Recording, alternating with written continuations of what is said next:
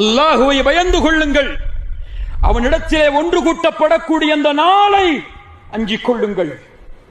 யாருக்கும் இந்த உலகம் நிரந்தரம் அல்ல. இந்த உலகத்தில் எதுவும் நிரந்தரம் அல்ல. நிச்சயமாக எம்மை மறுமை என்ற ஒரு நாள் சந்திக்கும். அந்த நாளில் வெற்றி பெறுவதுதான் அவர்களின் கூலிகள் அவர்களுக்கு கொடுக்கப்படும்.